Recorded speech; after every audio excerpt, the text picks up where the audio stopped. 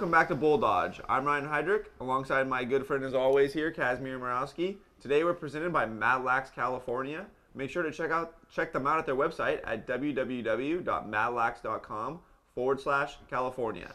Well, it sure was a great weekend of lacrosse this weekend, and our mailbag is full, so let's get right to it. Our first question comes from Ben in New Hampshire.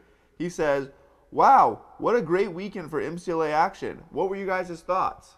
You know, it was quite a weekend for MCLA lacrosse. There was, especially for the teams at the top, the usual suspects at the top of the poll. There are 3 games between the top 10, and all 3 of them went into overtime. And, the most compelling for me was defending national champion Colorado State taking on UCSB. It was a really, really close game. CSU came out on top 11-10, but they came out really slow in the first 3 quarters. It was their first real test of the season with the Gauchos, and CSU came out slow, but they looked to Austin Fisher, who helped CSU come back in the 4th quarter, scored 6 goals, and Austin Fisher also netted the overtime winner. So CSU is a team to be reckoned with. With that 7, they scored 7 straight goals in that 4th quarter in overtime. So yeah, it was a great weekend of lacrosse and a great kind of preview of what Greenville could be like. Another game that went into overtime that I was really interested in following was the Arizona State game and the Chapman Panthers. Chapman came out on top in this one. It kind of surprised a few folks. They had been a team that's kind of been wavering around, but they came out and took care of business on the road in Arizona.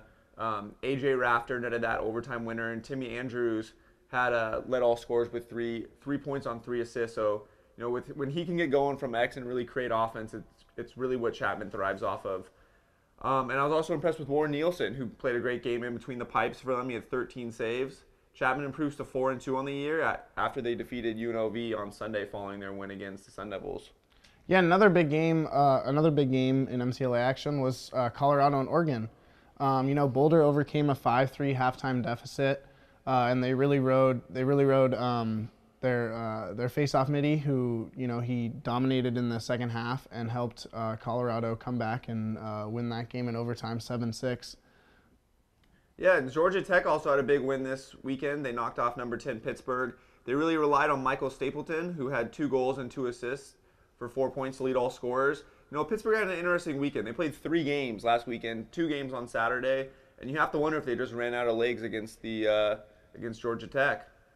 Yeah, our next mailbag question comes from John in Oregon. He says, "It's another great weekend in the MCLA this coming weekend. Who do you guys have winning the big games?" Well, the MCLA is a lot like hometown buffet. Every time you go there, there's a ton of games, ton of options. You can eat your cornbread, your mashed potatoes, or you can just go straight to the dessert aisle like I like to. But this weekend I'll be following Virginia Tech. They are traveling to Colorado for their spring break. They play both Colorado and Colorado State, as well as Simon Fraser on Tuesday. So it's a tough weekend for them, but I think it's an important weekend for them. They need to make a statement, and we'll learn a lot about Virginia Tech this weekend. Kind of see how good they are, how close they can hang in there. But I think it's going to be a tough game, a tough weekend for them. I do see them dropping both games to the Colorado schools, but they end their trip nicely, I think, with the win over Simon Fraser. Yeah, and last week we talked about how the next stretch of games for Cal Poly is really crucial for them. They've kind of struggled early in the season, and it starts on Saturday with Chapman. They have a big game against the Panthers. Chapman's on a 3-game winning streak, and they're riding high after that ASU win that you just mentioned.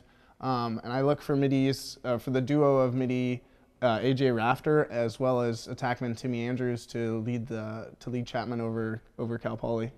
Yeah, so our next mailbag question comes from Laura in California. She asks, "What are you guys' thoughts about the new MCLA Division I poll?" And my first thought at first glance was, there was actually a lot of movement this week, so it was nice to see that teams change based on their performance. I was still a little confused on how Arizona State got one first place vote. They actually ended up number 5 in the poll. So I'm not sure who voted for them number 1. That's a surprising vote considering they lost to Chapman, as well as the Colorado State, BYU. They're at the top 2. So I was impressed to see teams move around. I'm excited for it, and I think it might be great for the poll. Keep going, actually reflect on people's performance this year. Yeah, going off that, I'm really surprised by Stanford not going up to number 2. BYU is sitting at number 2, and I think they're sitting at number 2 just because of their name. They really haven't beat anyone this year. They're undefeated, but they really haven't played anyone like Stanford has. Stanford's beat Oregon, they beat Santa Barbara, and they beat the elite teams so far this year, and they're 6-0. So I would vote if I was a voter, I would vote for Stanford, either number 1 or number 2. Yeah, and another big week of lacrosse coming up, so I'm sure the poll will look different next week. But meanwhile, check out our show, Power Rankings, where we'll reveal our top 10. It's a little different than the MCLA top 10, so you definitely want to check that out. And our next question comes from Max in Maryland. He says, Maryland continued its dominance over NCAA opponents this past weekend. Do you think the Terps can win it all? Do you know the Terps haven't won a national championship since 1975? It's pretty wild for a program that's so storied and so prestigious. But this year I think might be the time for them to break through. They've made back-to-back trips to the national championship game, coming up short in both of those contests. And with the way Mike Chanichuk's playing right now, I think he can carry them all the way to the national championship game and push them over the edge this year. He's playing unbelievable. He's dodging all over the place, and just every time he shoots, it seems to find the back of the net. Yeah, the Terps have the talent to win a national championship, but I think there are just too many good teams in Division I right now. And I have to look at the Princeton Tigers with Tom Schreiber. I think he's the best midi in the game in NCAA Division I right now. And with the weapons around him, it's kind of scary how good that offense could be. And Princeton kind of had, during the offseason, during the fall, they were focusing on their goalie play. They kind of didn't know who was going to start in between the pipes. And against Hopkins, I think Matt O'Connor really solidified his position between the pipes. He played really well, and they only let Hopkins score 4 in the second half. So I look at Princeton as a team that can surprise a bunch of people and take it all this year. All right, and our next question comes from Peter in Pennsylvania. He says, how good do you think Chestnut Hill is after their statement win over Dominican? I was actually really impressed with Chestnut Hill. They're top 2, in my opinion, top tier of the NCAA Division II, excuse me. And if you want to check out the replay of the game, you can find it on LaxTV. They're impressive in all aspects of the game. Their offense was firing on all cylinders, their defense was rock solid, and their goalie play between the pipes was extremely impressive. Yeah, I agree. Chestnut Hill is a very dominant Division II program. And they proved that against Dominican, and they showed to Division II that they're a force to be reckoned with. They flat out dominated the Penguins, and at one point in the third quarter, they're up 15-5. And the final score doesn't really indicate how much they dominated. With big attackman Craig Owen, who had 6 goals and an assist, midi Shane Morlock, and Michael Duddy. It's really, their offense really flexes muscles against the Penguins. And they kind of showed that big 16-3 loss to Lemoyne earlier this year was a result of a bad day. Yeah, and the Griffins picked up some votes in the NCAA poll. That poll's only the top 15, so they're out of that right now, but they did pick up some more votes following the win. So I think the coaches around the nation and the voters really appreciated that win. Yeah, and our next mailbag question comes from Steve in Alabama. He says, I love your power rankings for the MCLA. What about NCAA Division I? All right, well, we can do this. We'll reveal our top 5 here. At number 1, we have Maryland. I talked about them earlier. I think that they're the most balanced team in the nation.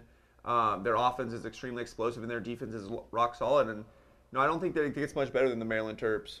Yeah, and at number 2, we have Cornell. I think that the return of Rob Pennell has really skyrocketed the Big Red back to a national championship contenders. Yeah, and at number 3, we have Notre Dame. They have wins over Duke, Penn State, and North Carolina this year. And with John Kemp and Cage, anything can happen. And number 4, the team that I just talked about, Princeton. I think all you have to say is Tom Schreiber, and that's really all. Yeah, and at number 5, rounding out our top 5, we have Loyola. I think with Mike Sawyer on offense, anything is possible. They can put up 100 goals if they let him get his hands free. And so I think there would be a dangerous team come tournament time. Yeah, and that's all the time that we have for today. I'm Casimir Moravsky. And I'm Ryan Heydrich. See you later.